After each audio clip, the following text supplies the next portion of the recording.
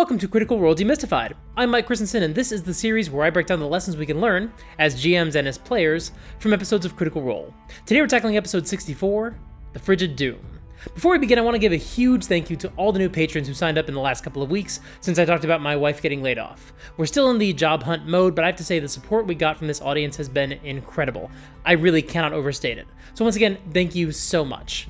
Now on with the show. Liam is back at the table in person for this game, which is great after the last couple of episodes.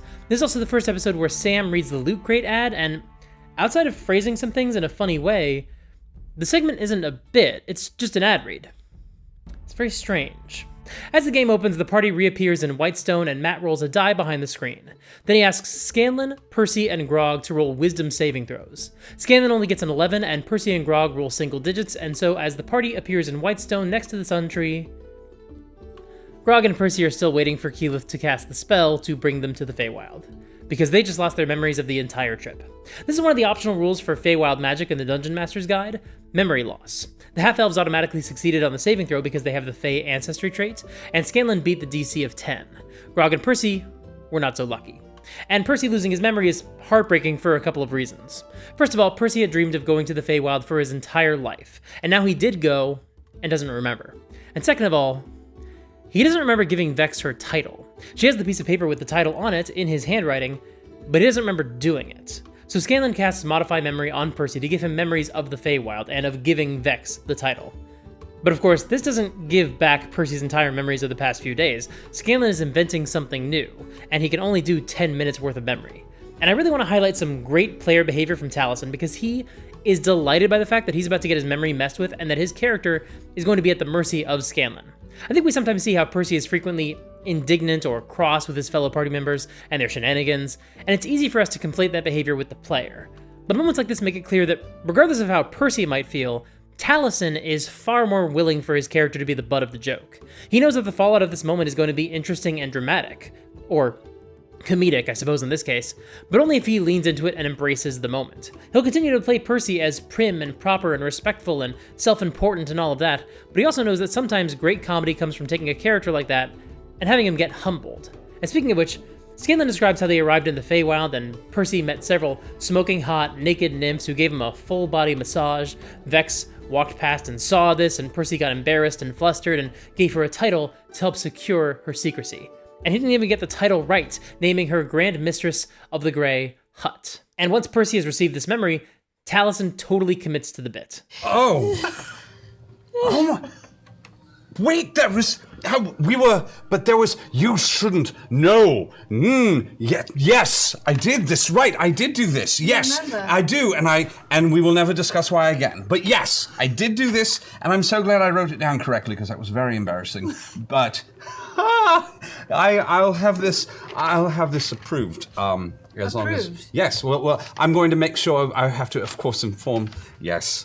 Who's yes? I don't know. Grog also doesn't have any memories of the Feywild, and everyone just shrugs and says, yeah, that's fine. Also, speaking of the Fey magic, there's another optional rule that I believe Matt was also using.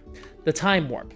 Vox Machina meets up with another NPC in Whitestone, Jarrett, their guard, and he says it's been a while since he's seen them. No one does the song because that's not one of their running jokes yet. But as they hear him say that, their buttholes clench until he clarifies that they've been gone for almost a week, which is about how long they spent in the Feywild as well. But his players knew that wasn't necessarily going to be the case, because if your DM uses this optional rule, then whenever you return from the Feywild, there's a chance that time will be wonky. It could mean the days you were in the Feywild were just minutes in the material plane, or that time flowed the same way in both planes, or the days in the Feywild were longer in the material plane, and that could mean that weeks, months, or years passed while you were gone. And man, oh man, if years had passed in Tal'Dorei, that would have been absolutely fascinating. This next leg of the Conclave arc would have been wildly different, but in a way that I think Matt actually would have rolled with. And I'll confess, before rewatching this episode, I've always assumed, well, there's no way Matt would have allowed months or years to pass in the middle of the Chroma Conclave arc. But you know, this is not the last time the party goes to the Feywild in the middle of an intense storyline. And the next time it happens, Matt does directly refer to the possibility that months or years could pass, and that might have a drastic impact on the session he had planned, let alone the entire story arc they were in the middle of. But for the past few years, I assumed that Matt handwaved it for this visit to the Feywild. But I forgot that No, he did in fact roll a die at the beginning of the session. Now, the Dungeon Master's Guide says you can just choose a time warp that makes the most sense to you, or you can roll. If he didn't want time to warp, he wouldn't have needed to roll at all. Of course, truthfully, we don't know what Matt did behind the screen. According to the time warp chart, the material plane starts moving faster than the Feywild when you roll a 14 or higher, so Matt could have rolled a d12, and Vox Machina couldn't have lost any significant amount of time. But I want to encourage you, even if you're in the middle of a campaign that has a solid timetable and you don't know how fast-forwarding ahead in the time might impact that story, you should still strongly consider allowing a completely random roll for the time warp. When we played through Storm King's Thunder in my group, we had a moment very early in the campaign where the party went to the Feywild, and we were only there briefly, maybe half the session. I think we took a long rest, but not much more happened than that. When we returned to the material plane, we rolled for a time warp. And to my point about Matt Mercer potentially rolling a different die, our DM had one of us roll the die. I volunteered because I tend to have horrible dice luck, even on a VTT like Roll20, so I figured I'm more likely to get a low roll, that's just how it works. But if this is the exact chart we used, and I'm pretty sure it was, then I must have rolled a 20, because years passed in the material plane while we were in the Feywild. So suddenly, when we returned, the threat of giants invading and conquering the Sword Coast now became giants conquered the Sword Coast a while ago. In that way, it was actually a lot like the Chroma Conclave storyline. Vox Machina isn't trying to stop an ongoing invasion of dragons, they're trying to fix a world that's already been conquered by dragons. Only in our case, that had not been the plan, and our DM had to adapt each part of the adventure to account for the time skip and the new status quo.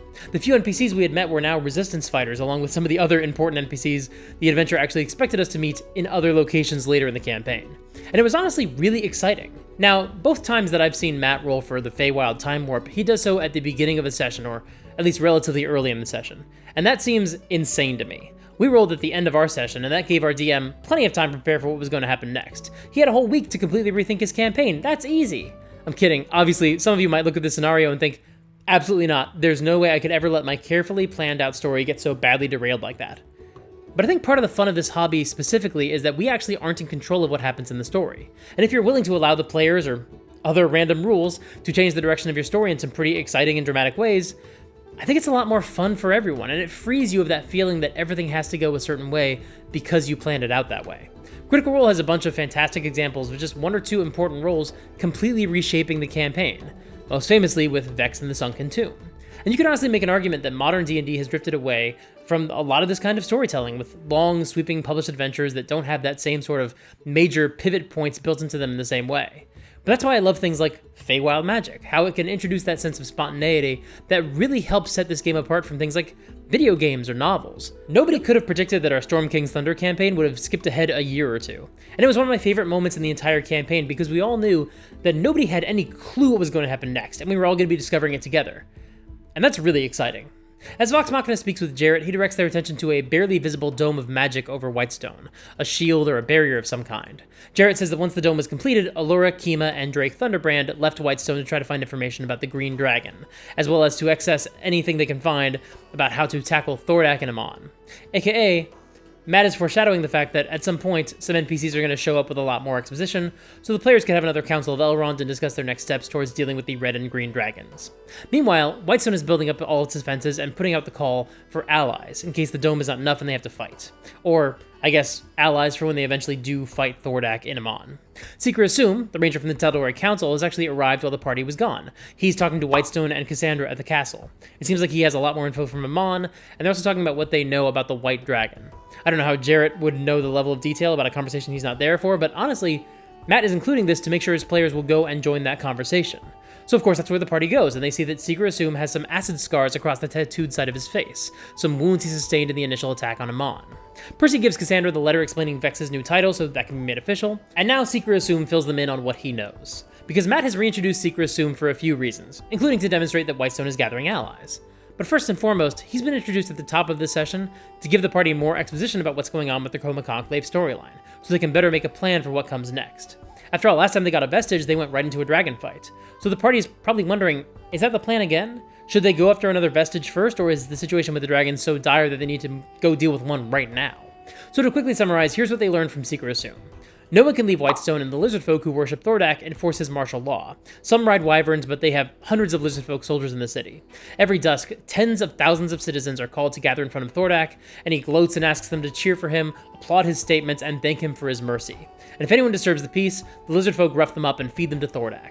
Thordak is surrounded by a giant hoard of gold, and he's been commissioning sculptors to carve his face into the walls of the Cloudtop district. Asum says Thordak is vain and insane. Man, this all feels so familiar for some reason. But Seeker Asum says that a crazy dragon is way more dangerous than an intelligent one. The clasp is smuggling people down into the sewers to keep them safe, although from Asum's story, it doesn't sound like they've been able to get anybody out of the city yet. But early this morning, Thordak was roaring with anger and sending Wyvern riders east. Asum was able to use this distraction to get into the Alabaster Lyceum, find a teleportation scroll and a sigil for Whitestone, and transport himself here. The party asks about the green and white dragons, and here, Matt has Gilmore finish identifying Fenthras and start his report. He and Pike have been putting a lot of magical energy into the shield every day, and this is a great way to help explain why Pike can't join them for their adventures while Ashley's filming Blindspot. She has to stay and cast spells every day to help replenish the shield. Well done, Matt, this is a really smart solution.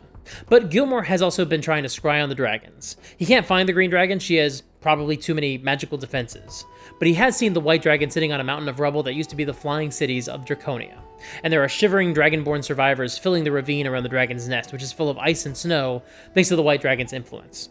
And in that moment, just as Vox Machina is about to start discussing strategy, Matt rips them away from that. Somebody runs into the castle to warn Lady Cassandra, and they hear a shrieking roar. Matt says the roar is still really far away, but if they can hear it at this volume, then it is loud. That's some great narration. Well done, Matt. They ask if the dome keeps them hidden, and Gilmore says, "We're about to find out." And I really like the way Matt clarifies that Gilmore typically has a lot of confidence, but here the facade has broken. He truly doesn't know. Keyleth says they need to get all the citizens underground, but Percy says there's not enough room under the castle. But Cassandra says they can try. Keyleth goes to write a message in the clouds using Skywrite, but everyone else stops her. It would give away their position. Keyleth's argument is that the bad guys wouldn't be here if they didn't already know that the good guys are here, but the others say that might not be true.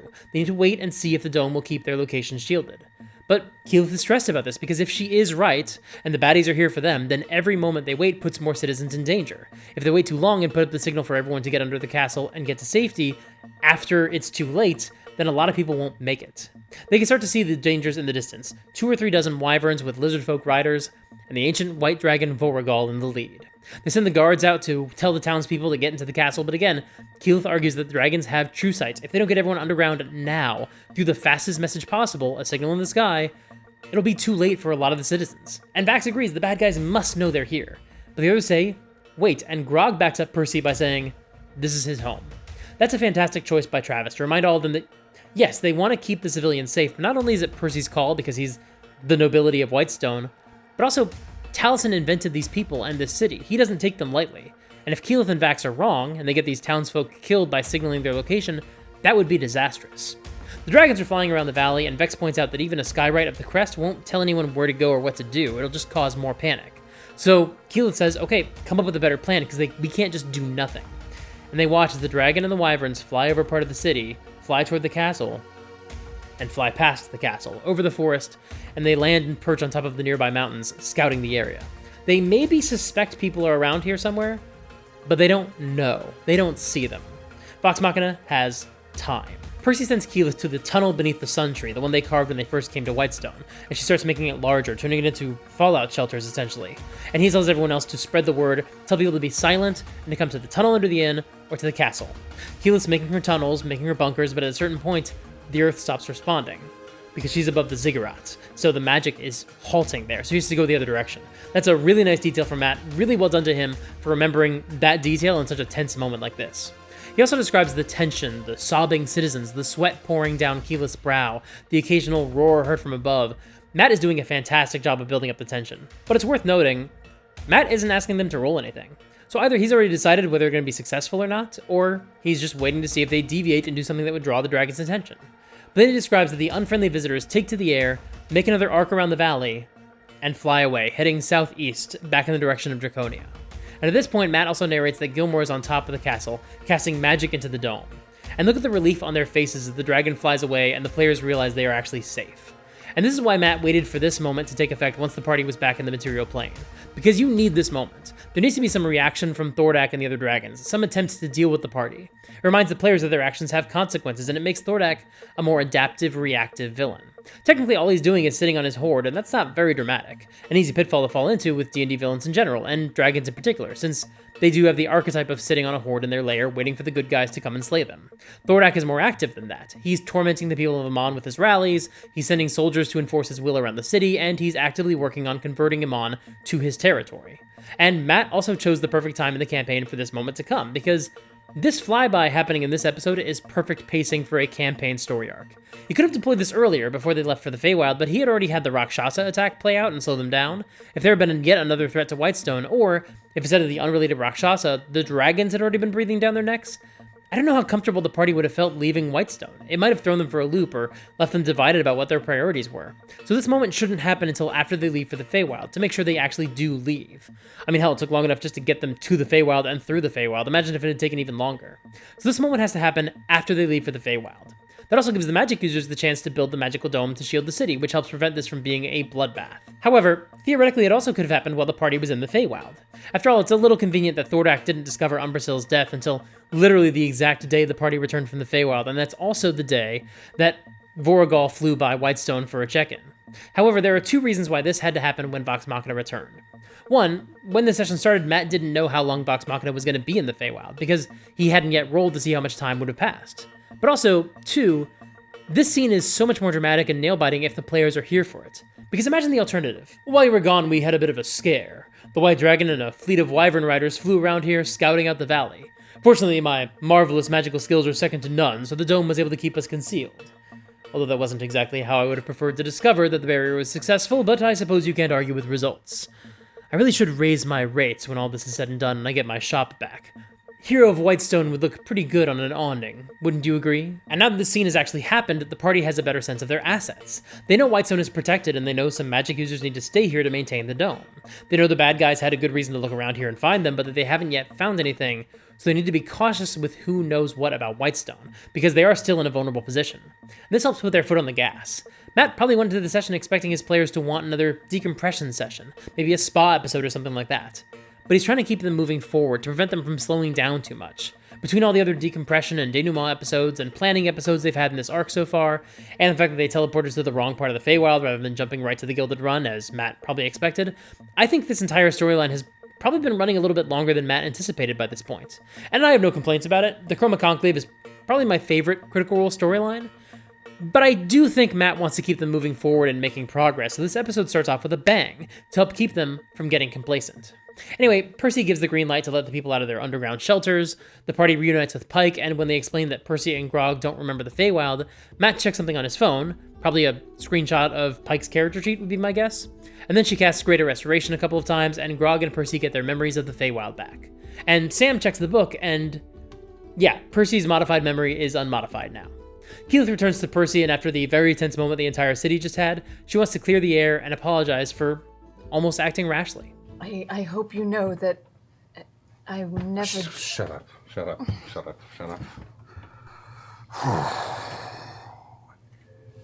Thank you.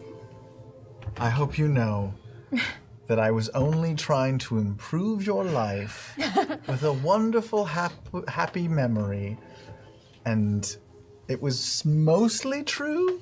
Oh. I know where you sleep. People work for me. Okay. Asum has caught up to you now, as you guys are walking back to the city. You can see himself. He's still eyes to the sky, not truly trusting this quiet. And he just goes, "It seems we haven't any time to lose.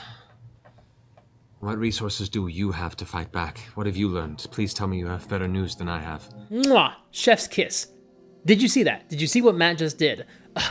I love it so much. The party was about to start strategizing in the Whitestone Castle, but first, Matt had to demonstrate to them that the world keeps ticking and they were going to face consequences for everything they did in the story arc. So, the dragons show up. And now that they've left, now he has an NPC walk right up to them and say, "So, what do you got? List our assets, right now, go."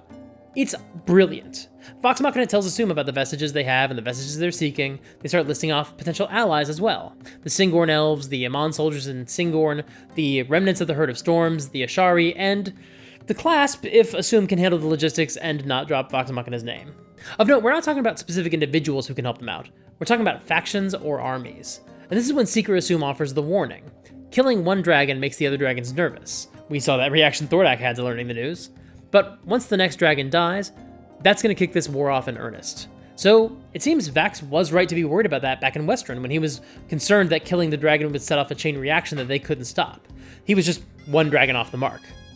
Or maybe this is another way Matt is trying to encourage them to pick up the pace in finding the vestiges.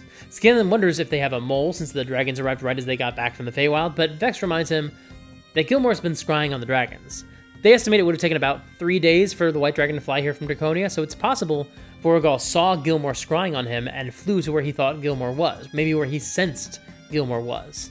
I don't know for sure if that's the case, but it's a solid theory, and it feeds into Vox Machina's ongoing fear that scrying on someone powerful could reveal their location. Now that's not typically how the spell works rules is written, but it might be how Matt rules it, and if not, it's at least what his players believe about the spell. Still, the timing of the attack on Amon would still imply that they have a leak, maybe even the green dragon posing as a human again. So they start speculating, well, who was at the attack in Amon and lived?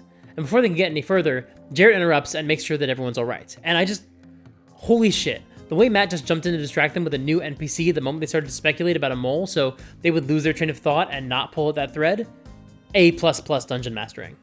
Gilmore also gets up, he's shaky and exhausted, but he asks, what's our plan? What's your plan? They all go to a tavern to talk strategy and to get Gilmore a well-earned drink because he's exhausted. And they start talking about the other vestiges. Where's the City of Brass? Where's Ank'Harel? Where's the Endless Maze of the Abyss? Where's the Osmit Sea? These are all the places where the remaining vestiges are, and they're trying to figure out how they can get to each one. Are any of them conveniently near each other? Are any of them going to be prohibitively difficult to go get to? That kind of thing. They actually learn that Gilmore is from the continent of Marquette. He's actually from not far from Ank'Harel. So if they wanted to go to Ank'Harel next, he could use a teleportation circle to get them pretty close to the city. Percy mentions that they shouldn't try to fortify Whitestone for a battle, they should just try to keep it hidden, because if there's a fight in Whitestone, they're going to lose, and there's no strategic value to fighting here. And the moment he says that, Jarrett jumps in and essentially says, the longer we wait, the more likely it is that we'll have to fight here on our turf and on their terms. He literally says out loud, let's not dilly-dally.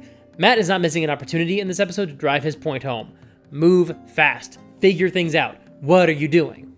Percy also suggests a magical air raid system to alert the town of dragons, one that would hopefully still be cloaked by the shield. And he also proposes they start holding council meetings in the ziggurat so they can't be perceived by magic, and no one in the council can maintain an illusion. And thankfully, this is all stuff that the NPCs can work on off-screen while the heroes go on adventures. Although, I hope Matt is writing this stuff down. I'm horrible at that in my own games. I constantly am like, oh, you asked the NPCs to do something? How many sessions ago? Whoops. But anyway, it's all well and good to make a list for the NPCs to work on, but what's next for Vox Machina? Grog is really keen to go to Draconia now to try to rescue any potential Dragonborn allies they can find, and to get the dragons to fight each other, though the party can't quite figure out how to do that. Percy says the easiest way to get the dragons to fight is to kill a bunch of Dragonborn and blame it on one of the other dragons. He's not endorsing that behavior, you understand. Keyleth actually suggests placing statues of one of the other dragons in another dragon's domain, and that could hopefully turn them against each other. It's not safe to assume that they're not in communication. No, we have to assume that they are. I'm so sorry. And we're assuming, that they'll just ask instead of jumping to conclusions and, I like it. you know. Even if he jumps to conclusions, even But we if he know that asks. Thordak is a total asshole. Sorry.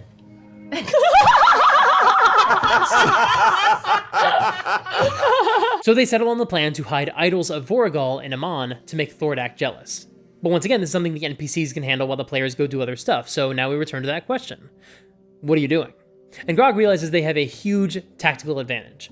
The dragon isn't in Draconia, and isn't going to be there for a couple of days. So they can actually go tomorrow once they're rested and have their spells back, and they'd have at least a day with Draconia all to themselves. If Keyleth can scry and find a tree in Draconia, they can get there by walking through a tree. They debate going to Umbersil's lair first to scry from there so the scry spell doesn't give away their location, but they don't have the spell slots to do that tonight. So losing a night before they can actually go get to Umbersil's lair and then have to get to Draconia tomorrow and not being able to get back tomorrow, that starts to make this plan a lot less appealing. They can't figure out how to make Draconia work, and Percy is lobbying to go to Ank'Harel instead and look for the next vestige, so with nothing decided, the characters take a break for the night. Percy takes Vax to visit the tomb that he had converted into a shrine to the Raven Queen. Percy's finished with the gods himself, but he knows that they still need the gods, thus the shrine, so that Vax's relationship with the Raven Queen can be a little tighter. And Percy also wants to rebuild his friendship with Vax. He tells Vax that he gave Vex a title because she's still seeking external validation from others, and having the title will help her on the road to realizing money won't make her happy, and trying to please her father won't make her happy. Vax might not agree with that assessment, but that's what Percy believes. When Vax goes back to his room, Keyleth is listening for when he comes back, and so she asks Matt if she hears Vax outside. And Matt says, no, you wouldn't hear anything. And then Liam jumps onto that, rolls a stealth check to see what he rolled, because it's fun to see what the number is. His numbers are always so astronomically high. But this still seems a little bit weird to me. If I were the DM, I would have directed that question back to Liam first, to see if Vax was stealthing into the castle or walking casually. And then Liam could have chosen whether he wanted to have a moment with Keyleth, or whether Vax would be more stealthy because he wanted to be alone. But Matt's players direct a lot of questions to him when they could either declare things out loud or ask each other. That's just part of their style, I guess. Matt fast forwards to the next morning, but Vex actually says that she slept horribly, replaying everything Sondor said in her head all night. Matt has her make a wisdom saving throw. She gets 12, so he doesn't mechanically punish her by denying her a long rest because she rolled high enough. They all wake up and resume the Draconia versus Marquette debate, and finally approach the elephant in the room. If they go to Draconia, they can check on Tiberius. They don't really know what they'll do in Draconia when they find the Dragon's Lair relatively unguarded, but Scanlan and Grog are really gung-ho to get some tactical advantage or destroy something strategically useful. Do something there. But the party is completely split and undecided, so poor Matt suggests they just roll for it at this point, because he just wants them to decide something. They decide to flip a coin, and it points them toward Draconia. As they discuss teleporting to Umbrasyl's lair and then scrying on Draconia from there, they realize, wait, the only person they're worried about detecting the scrying spell is the dragon, and he's not back yet. So Keyleth could scry from Whitestone safely and not be detected by the White Dragon. But that's how paranoid they are about being spotted when they scry. And that seemed to be confirmed when they suggested that Vorgal was drawn to Whitestone thanks to Gilmore's scrying spells. At the very least, Gilmore didn't contradict that theory, so there's been nothing to make them think that a legendary creature can't detect the location of a scryer. And you know what? Because Matt hasn't contradicted them in or out of character, maybe that is how he feels scrying on legendary creatures should work. Or at the very least, maybe he wants to keep that option open for some of his legendary villains. Anyway, in an abundance of caution, they hike to the Stone Giant Fortress a few hours outside of Whitestone to scry from there, to avoid the possibility of drawing any additional unwanted attention toward Whitestone. Since Keyleth has never been to Draconia, she can't scry on a location, she has to scry on a creature, so they try Tiberius first. But the spell doesn't connect. He might be on another plane of existence, or shielded from detection, or, of course, it's possible the worst has happened. They try Tiberius' pet, Lockheed, and they find him curled up on a rock and shivering in his sleep in a snow-covered valley full of rubble. There's a tree growing out of the side of the ravine wall near him, poking out sideways out of the cliff wall. They debate this a bit because Grog is starting to feel like Matt is telling them not to go at this point. But then Scanlan calls him a coward, and before you know it, they're tying a rope near the sun tree and preparing to rappel down through the tree into Draconia. They drop down, Vex flies on her broom with Scanlan, Vax flies through with Keyleth in his arms, and Grog drops down and catches Percy, and they land in a tangled mess. They call Lockheed to them and feed him since he's very malnourished after living on his own since the Conclave attack. Then they survey the terrain and see the ruined, fallen islands of Draconia, and some reptilian figures moving about the rubble. Scanlan casts Seeming to make them all look like Draconians, and they remember that Tiberius talked about how he was scorned by being a red dragonborn, so they go with metallic colors instead. And they remember Gurn discussing how he was a second-class citizen for not having a tail, so they give themselves tails to make sure they can be trusted by the Draconian survivors. Oh, shit. Who else speaks Draconic here? You You're the speak only one. Draconic. Nobody else talk. Fuck. Jesus. Yeah. We're all mutes, and we're lepers and mutes, and you are our Just doctor? everybody else just does like fearful anime reacts the whole time. Nani? Don't actually speak Japanese.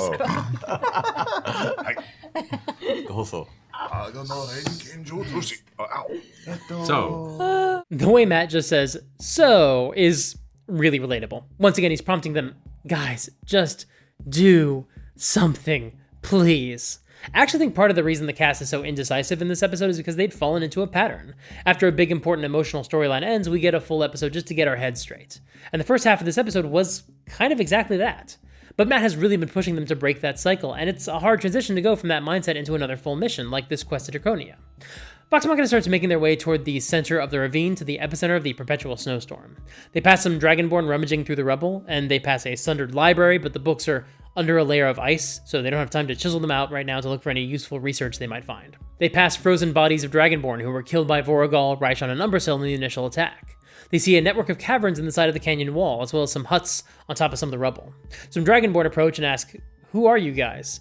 and Vex says they are friends of the Stormwinds. And as Vox Machina is confronted by these Dragonborn, they realize none of these guys have any tails. The Dragonborn accuse them of being Skywalkers. I don't know if that's a deliberate Star Wars reference or an accident. Matt was never a big Star Wars guy, but Orion could have included the Skywalkers as a nod to the franchise. I don't know, it depends which one of them came up with that term. Well, I mean, I guess if I'm calling it a Star Wars reference, neither of them came up with the term, but you understand what I'm saying. But these Dragonborn basically say, do you have any last words? Vex tries to placate them and say that everyone with a tail was an asshole that got what was coming to them, but these tailless Dragonborn, who call themselves the Ravenites and not the Draconians, are still very anxious for vengeance against more of their oppressors. Here are your choices. You die here like the scum you are. Choice B. In slavery it is.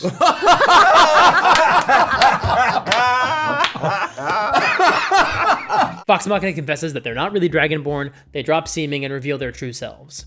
Vex says they're just here to save these people from the White Dragon, but these hunters, or scavengers, or whoever they are, say that they like the White Dragon, basically. It freed them from their oppressors, and it sounds like they view him as a signal to the rest of the continent that the Ravenites are not to be messed with.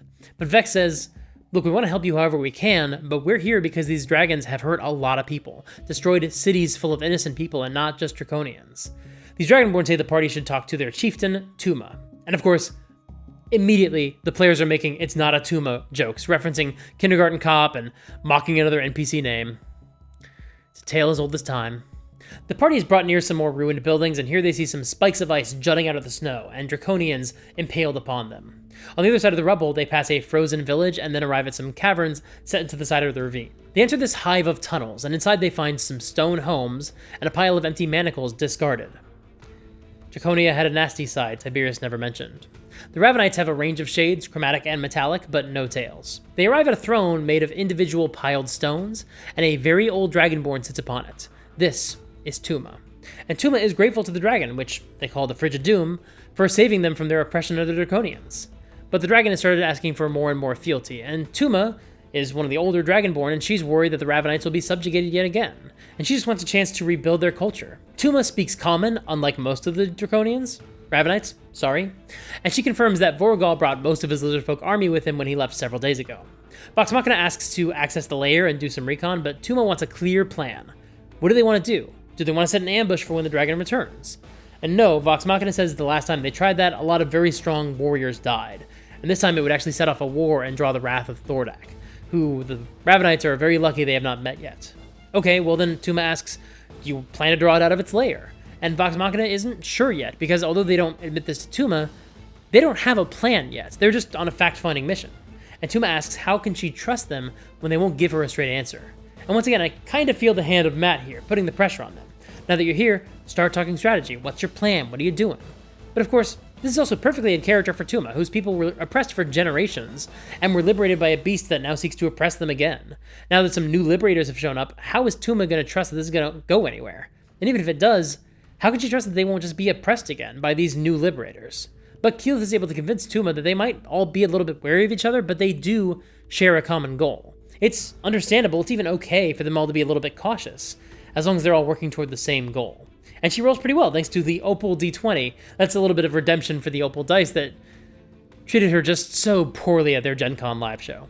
On that note, I haven't been calling them all out, but Matt has been asking for a lot of persuasion checks throughout this interaction.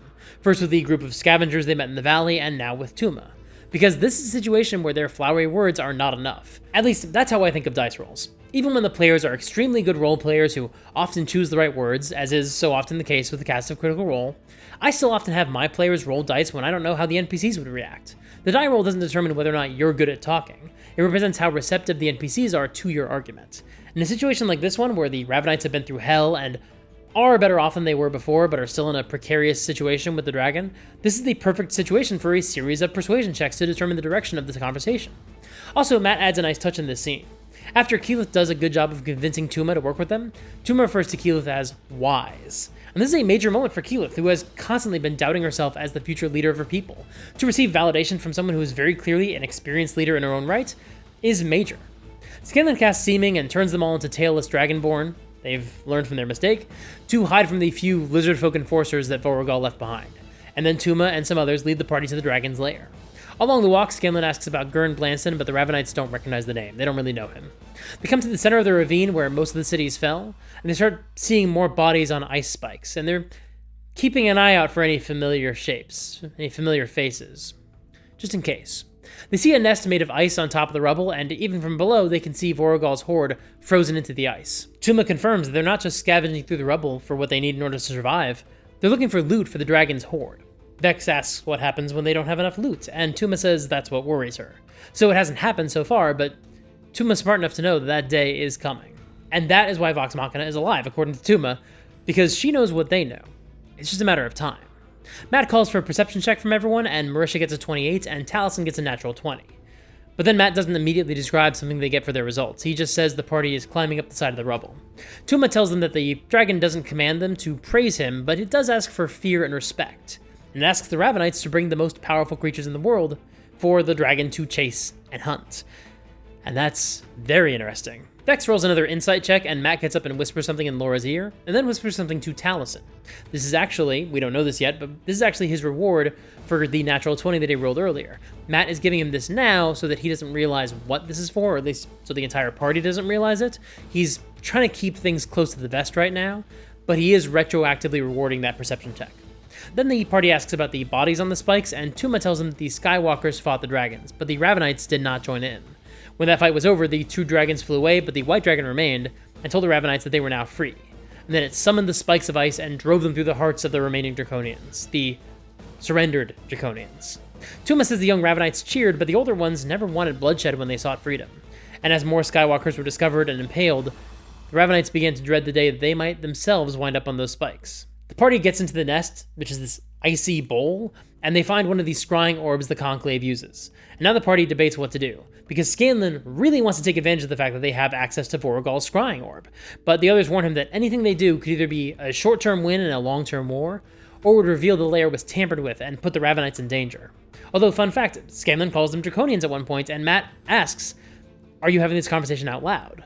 The party says they're talking quietly because they're worried that the orb might hear them, but Matt still narrates that one of the Dragonborn hisses when Scanlan calls them Draconians. That term does not apply to them, and they don't care for it. All right, so how do we use this orb to do that right now? Do we have to use the orb? That's why we came here. Well, we came here to find out what its lair looked like. What we're going to need. To get information, which we We got. need to sneak you in there, and we need you to take a movement. What? What does that mean? Sneak who in what? I can't do it anymore. What? Twins. I used my last magic poo to look at my daughter. Ew! What a sentence! Disgusting. What a In sentence! every aspect, Scanlan, disgusting. That's the next t-shirt. Amazing. I used my last magic poo to look at my daughter. I need to know where she is. I need to know she's okay. This is Gilmore high can fantasy. maybe make me some more potion, but I haven't wanted to bother him about it because he's busy keeping a shield around Whitestone. Don't. Shit. You didn't say that out loud. You did not just say that out loud. I said it in an accent. That was out loud. Now, ordinarily I'm a bit critical, of how quickly Matt defaults to, you said it, it happened. Because there are a lot of times in D&D where a player might do something that you as the DM don't understand. That's because the player didn't comprehend the environment around them. Their character would have a better sense of the world than they do, so I'm often in favor of extending a little bit more grace to the players than that. However, I primarily feel that way about exploration and particularly combat, where the mechanics of the game play a significant role.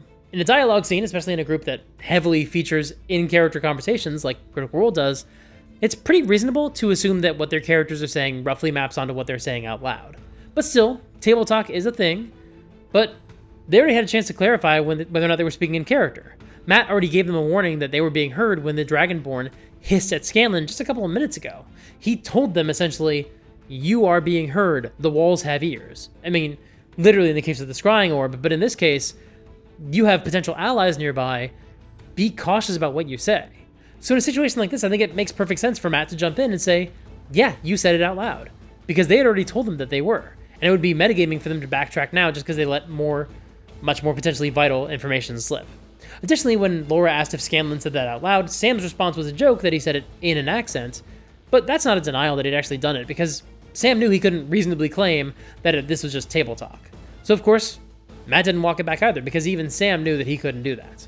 But Scanlan still insists they should do something while they're here, in the lair. But Grog says, no, we got everything we needed. We have intel, and we have allies. Now we know we can come back with a big monster for Vorgal to fight, and that will draw it out of its lair, which is the place that we do not want to be when we fight this thing. Especially this lair. Because unlike the Black Dragon's lair, this one doesn't have a ceiling. So they would not even get the advantage that the Acid Cave gave them, where Umbrasyl couldn't really fly that far above them. Fighting in Vorgal's lair would leave them naked and exposed to blasts of dragon breath from above, in addition to whatever lair actions he might have up his sleeve. There's absolutely no reason to ever fight him in this lair. Keyleth suggests they grow a grove of trees somewhere nearby before they leave so they can have a lot more control over where they return to. Obviously they don't want it to be in the view of where Vorgal could see it, so they'll talk to the Dragonborn about the best place to do that. They can also talk to the Slayer's Take about finding a monster that the White Dragon can hunt, and then they could potentially ambush Vorgal after he hunts that monster. The party apologizes to Tooma for not being able to slay the dragon on this trip, but they do promise to come back later. However, Tooma offers them an ultimatum. She wants them to come back in 8 days. Because once again, Matt is trying to get them to pick up the pace. Let's get this show on the road. But the party says they need more time than that. They've got other continents to go to. So Tooma gives them 2 weeks. But if they aren't back after 14 days, then she's going to tell Vorgal about Whitestone.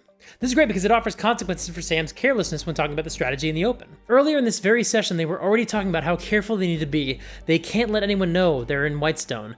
And less than 3 hours later, in real time, they were careless. And this is Matt demonstrating immediate, memorable consequences for that behavior, and making sure they know this is not a mistake they could make again, because it will lead to a lot of problems. And of course, this also puts pressure on them to stop dragging their heels and make some more tangible progress toward their goals. In that moment, Liam says, "Oh, they're extorting us." And I think he says out of character, because I'm fairly certain he dropped his accent. But Matt has coached them in this very scene to be careful with their words. So he has Tooma respond, "No, I'm not extorting you. I'm holding you to your word to come back and help us." Once again, Matt is sending a message. Table talk is fine, but when you're in the middle of a tense role-playing scene, be really careful with your words. And then Scanlan goes again to ask about Gurn Blanston, but he's actually casting Modify Memory on Tooma to change when he said Whitestone, so she actually heard Iman. She shakes her head. "No, I don't know a candlemaker named Gurn Blanston," which is a really clever way for Matt to convey that she doesn't know an enchantment was cast on her, which means the spell worked. Matt is on fire this episode. As they get ready to leave, Percy asks if Vorgal would notice if one of the bodies on the spikes was disturbed. Tooma says, no, 1 or 2 would probably be fine. Percy picks one out, seemingly at random, and asks the Dragonborn to pull it down. Then he cautions the rest of the party not to say anything or show any emotion. But of course, they're not able to do that, because the body they pull down is a familiar, red-scaled, green-cloaked Dragonborn they failed to scry on earlier today. They're looking at the frozen body of Tiberius Stormwind, killed in battle against the dragons and mounted on a spike by the Frigid Doom. And what follows is a really lovely scene. The timecode is on the screen so you can watch it yourself. Regardless of your feelings about Tiberius as a character or Orion as a player, this is a really beautiful moment. Grog scoops up the remains and they can't bring him home to Whitestone or bury him here in the frozen ground, so they can make a temporary tomb in the library. He did always love the books. And then when all this is done, he'll be laid to rest properly. Matt switches to a sad song, one that I've never heard in any other scene before this one, but I'm fairly certain he had a playlist of sad music that just hadn't gotten a lot of airtime in the campaign so far. Vox Machina brings the body into the remains of the library, and Matt narrates that the party gets the feeling that Tiberius must have spent a lot of time in the library in his youth, and so this is a fitting place to leave him for now. Matt's approach to this entire scene is just to sit back and let his players take the lead. He actually contributes very little early on in terms of narration, but the few details he does narrate do a really excellent job of not just setting the mood, but also giving the players the space to really make this scene their own. Matt narrates that this library meant a lot to Tiberius, and that is a very rare moment from Matt, where he actually just comes out and tells the players that they are doing the right thing, and that he, as their dungeon master, approves of it. But in a scene like this, where they're trying to figure out how to best pay their respects to a fallen character when they can't give him the burial he deserves, that commentary from Matt is probably really valuable. Likewise, when Laura asks if the Ravenites are watching, he describes how they're looking on from afar, but he also makes it clear that they understand what's going on, and they're not taking any offense to that. Again, this is a super important detail to give the players. The party's been walking on eggshells in their negotiations with Ravenites, and they've already made a colossal blunder once, which Scanlan was just barely able to salvage with one of his higher level spells. And so of course Percy was worried that showing emotion for one of the Ravenites' fallen oppressors would cost them a lot of the goodwill that they have very carefully scraped together through this dialogue. But Matt puts those fears to rest by telling them that they can take this moment to grieve, and it won't harm their new fragile alliance. These are both really powerful and important contributions from Matt, and they give the players the room to feel their feelings without also having to worry about the politics for a minute. And in some situations, and maybe even some campaigns, that tension between role-playing your emotions and also dealing with the politics could be really interesting. That could be something that you'd want to cultivate in your game. But of course, what's happening here is tied up with a lot of other complicated real-world feelings. So Matt is giving his players all the space they need to process some of those unresolved aspects of Tiberius' departure by giving their characters some closure. As the scene plays out, we can see that each of his additional contributions helps refine the experience for his players. As they prepare to lay him to rest, they thaw his body, and Matt describes the acid burns and the other wounds, indicating that Tiberius died a hero, defending his people. Vex still has Lockheed on her shoulder, so she puts him down on Tiberius' chest to say goodbye, and Vax says a silent prayer to the Raven Queen, thanking him for guiding Tiberius' soul. Grog starts to fill a chalice with ale, but then he remembers Tiberius only drank water when they went out drinking, so he uses the alchemy jug to fill the chalice with water, and sets it next to Tiberius. This is honestly such a remarkable moment of emotional empathy from Grog, remembering Tiberius' preferences and doing his best to honor him in the tradition that he values, sharing a drink, but he's still doing so on Tiberius' terms. It's really lovely. Keith rips off a piece of Tiberius' robes for herself and then warps the stone to create a tomb, though Vex grabs Lockheed up, even though he's reluctant to leave Tiberius. But Vex pulls him away before the tomb seals shut. Keith drops to her knees and cries, and Matt tells Vax that he feels a reassurance from the Raven Queen. Tiberius' spirit has moved on to the other side. This is another really nice addition because it helps explain why the party is not going to attempt to resurrect Tiberius. Matt is telling them that his soul is at rest and at peace, so they don't need to try to find some other justification for why they're not doing what they always do and trying to get Tiberius in front of the highest level cleric they can find. This helps narratively justify what they all already know was never going to happen. They're not going to resurrect Tiberius because the player's not coming back, so Matt helps explain his soul has moved on. I go put my hand on Keelith's shoulder. He loved you well, Princess. He was so stupid.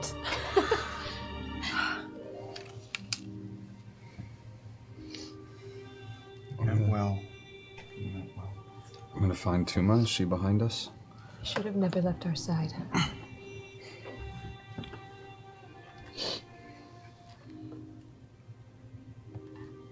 Hopefully this war will go on schedule. We'll avenge But him. there's our promise. And that's the best you're going to get. I'm gonna head out. I just turn around and say, goodbye, old friend.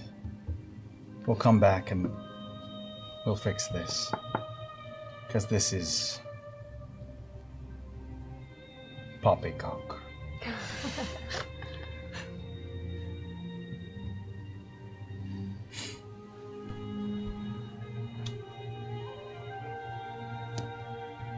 The party creates a tree outside of the ravine, and then Keyleth casts Tree Stride, and they return to Whitestone.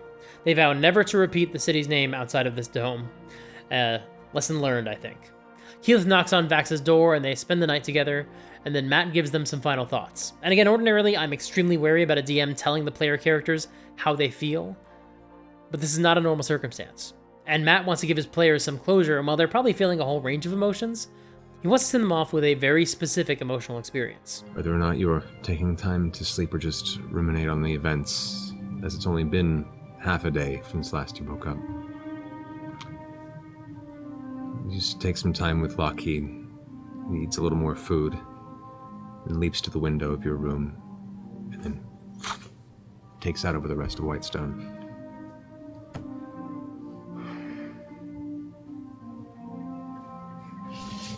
You process this time, this moment, this memory, and realize how much has been lost through this journey, but yet how much is worth saving, how much is worth fighting for.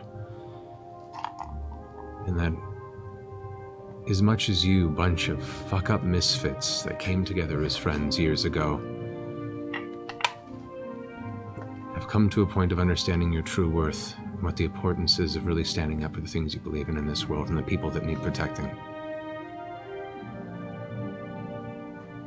And with that, the next step of your journey should come soon. Whether you stand or fall, this is the fight that needs to be fought. And with luck be your side, that terrible fucking dragon will meet its end soon enough. And with that, we'll pick up next week on Thursday. glad we decided to take a lighthearted game. It's a fun romp after Feywild. Fun romp. Bar hop, bar crawl. Bar crawl. Bar girl. Yeah, man. Jesus. Really nice. I need a stiff drink. Simultaneously looking forward to and not looking forward to the return of Draconia for that reason. Man. We'll pick it up next week, guys. Yay. Not all. Pour one out for Tibbs. We will Yeah, be. man. Right. Well, not all narrative is bright, That's true. but it has its purpose. We're next. And speaking of Matt offering closure, after this live stream, Matt tweeted out the Tiberius who died was just the version in this canon. It wasn't the only interpretation of the character. And so if people wanted to hear more of Tiberius' adventures, where he was still alive and where the attack of the Chroma Conclave was not his ultimate fate, they could check out Orion's Draconian Knights podcast. And that was a classy move on his part, because given the size of Critical Role's audience, it would be very easy for them to view any other project as invalid by default. So Matt used his platform to make sure that that sort of attitude wouldn't be channeled toward Orion's other endeavors, since that's not what Matt wanted his fans to do. I haven't been able to find that tweet since. I don't know if it's since been deleted, or if Twitter's search function is just well and truly useless at this point, but I vividly remember seeing that tweet, and regardless of how you might feel about Tiberius, Orion, or Draconian Knights as a show, I've always respected Matt a lot for that gesture. He's also gone on record to say that he spoke with Orion about this end to the character before the first episode of 2016, when Tiberius said his goodbyes to the party. So, the entire time that Matt has been playing Tiberius, he's known this final end was coming, and so has Orion. And again, that's the kind of gesture that we might not always be able to arrange in our games, but if you do have the option to connect with a player you're writing out, and you still expect a number of the other players to still be on good terms with that player, or still work with them, or go to school with them, or whatever, well, you don't have to tell that player what you're doing with their character and get their blessing or what have you, but it is something to consider. There are worse ways you can handle a situation than following Matt Mercer's example, especially when it comes to how to compose yourself in a way that's respectful to your friends and your colleagues. And that brings us to the end of this episode. And I know that we missed a week. I had some technical issues. I actually had to refilm this entire video because the first time I filmed it, 15 minutes of an hour-long video were completely blurry. And that was not going to be acceptable to me, especially for an episode this important. Now, ordinarily, we'd be getting a Critical Role Demystified video next week, and I would keep to that schedule, but I'm actually pushing it to October 3rd, because that video is going to be a spoiler for the new season of Legend of Vox Machina, and I know some people don't want this series to spoil the cartoon. So the next standard episode of Critical Role Demystified, where we talk about episode 65, is going to come out on October 3rd, the same day as the new season of the cartoon. However, we are doing a Critical Role video next week, on September 26th. And this is a video that I've wanted to make for a long time, and this was the perfect time to do so. But in the meantime, I've got some other great videos in the pipeline. I've got a lot of bonus videos coming out next week, so make sure to subscribe and ring the bell. If you're able and willing, consider signing up for my Patreon or becoming a YouTube member.